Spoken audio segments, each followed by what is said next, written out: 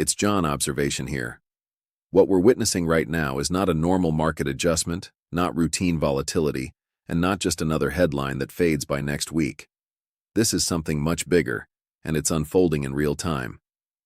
The CME has just announced another margin hike, the second one in just 3 days. Let that sink in for a moment. The first increase hit on January 28th, and now, effective Monday, February 2nd, margins are being raised again. From the levels set only 72 hours ago, gold margins are jumping another 33%, silver margins another 36%, platinum up 25%, and palladium another 14%. These are not isolated adjustments. These are sequential increases layered on top of one another, and the speed alone tells you everything you need to know about the stress building beneath the surface. For silver specifically, the cost to hold a single contract has exploded.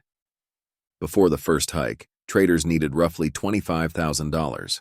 After January 28th, that jumped to around $66,000, and now it's going even higher on Monday. This isn't risk management anymore.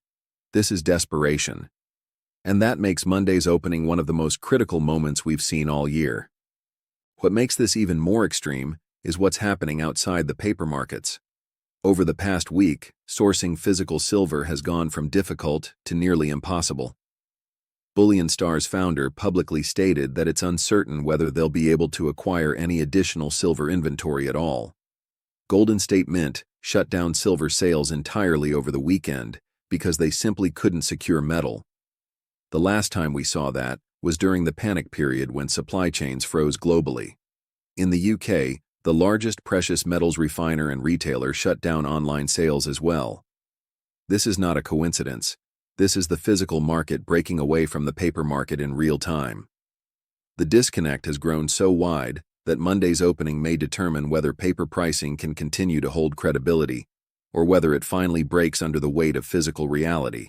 Before going any further, especially for those who are new here, I need to be crystal clear. I don't sell signals, mentorships, memberships, or anything else. If anyone claims otherwise, block them immediately. I share raw data and real-time analysis, nothing more. I don't sell hype, fear, or greed. Many of you have reached out saying this content helps you understand both sides of the market, see the full picture, and make better decisions. That's the only purpose here. I'm only on X and YouTube under the handle OG John AG. That's it. Anything else is not me. Protect yourself. I will never sell you anything. Now I want to hear from you.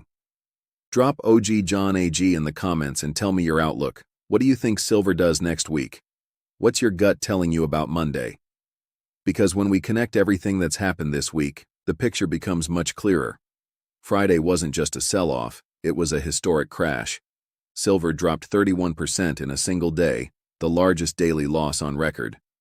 I showed you how JP Morgan closed 633 silver short contracts at the exact bottom. Perfect timing. They exited while panic was at its peak.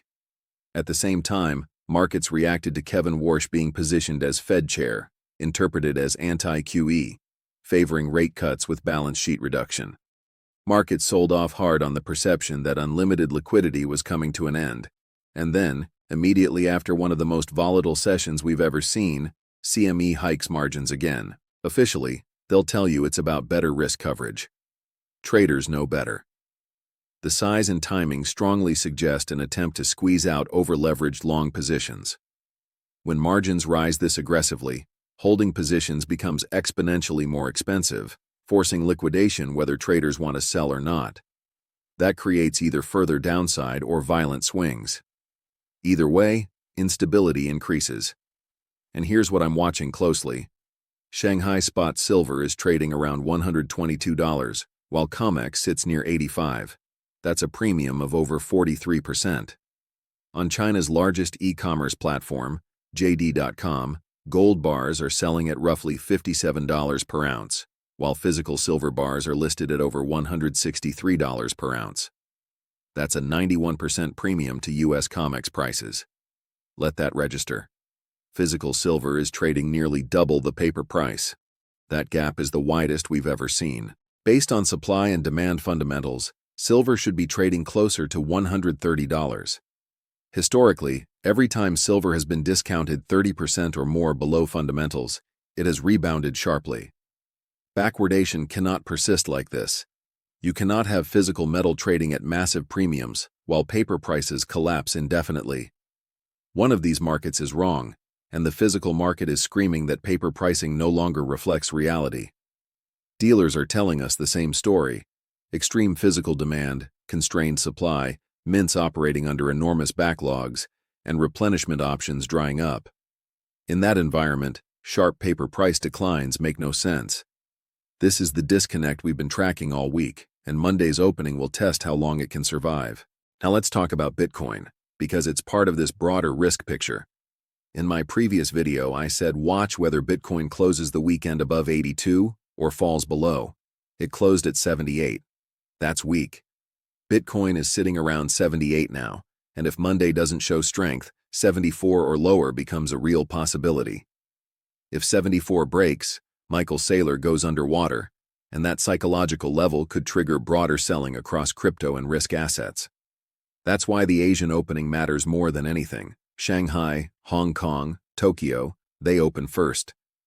If Shanghai silver holds or rises while COMEX is closed, it tells you physical buyers aren't panicking despite margin hikes. If Shanghai gaps down, it tells you the selling pressure is global. We are witnessing two completely opposite realities. The paper reality says margins are being hiked twice in 3 days, silver crashed 31%, and policy narratives are turning bearish. Dow futures are down. Options traders are historically bearish on the dollar. But the physical reality tells a different story. Silver has been green 9 straight months, the longest streak in history. Gold has been green 7 straight months, also a record. Dealers are shutting down because they can't source metal. Shanghai premiums are over 40%. JD.com premiums are over 90%. China's gold imports from Russia just hit a record high. Physical demand is extreme and unprecedented. One of these realities will overwhelm the other.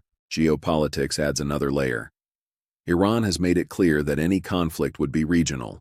Troops and warships have been deployed. Diplomatic messages are being exchanged. Rising tensions in the Middle East could become a catalyst for safe haven flows into precious metals. If escalation occurs overnight or Monday morning, those flows could override margin-driven selling entirely. So let's walk through both scenarios. The bearish case is straightforward. Margin hikes take effect Monday. Traders who survived Friday must post significantly more capital. Those who can't are forced to liquidate. Paper prices drop further despite physical scarcity. Bitcoin breaks lower. Risk-off spreads across markets. Asian markets gap down, Europe follows, and US markets open weak. Forced liquidation cascades, margin calls spread, and everything sells as participants scramble for cash. This would be paper overwhelming physical in the short term. The bullish case is just as compelling. JP Morgan already covered shorts at the bottom. Large banks exited. Short interest is lower. Physical buyers in China and India refuse to sell at depressed prices. Dealers can't source metal. Supply constraints create a hard floor. CME margin hikes may be the last defensive move to protect clearing firms. If physical demand doesn't break, if Shanghai premiums remain elevated, and if JD.com pricing holds, paper pricing loses credibility. This could mark the inflection point where physical finally wins. History shows that deep discounts from fundamentals resolve violently to the upside. Macro conditions support that outcome. Financial conditions have loosened dramatically. Rates have been cut aggressively. The dollar is down double digits year over year. Credit spreads are tight. Liquidity conditions resemble pre-rate hike levels. Warsh's stance is more nuanced than markets initially assumed. He supports rate cuts and believes AI-driven productivity allows growth without inflation. Balance sheet discipline doesn't end bull markets, it reshapes them. So everything comes down to the next few hours. Asian markets tonight, Bitcoin overnight, Iran headlines.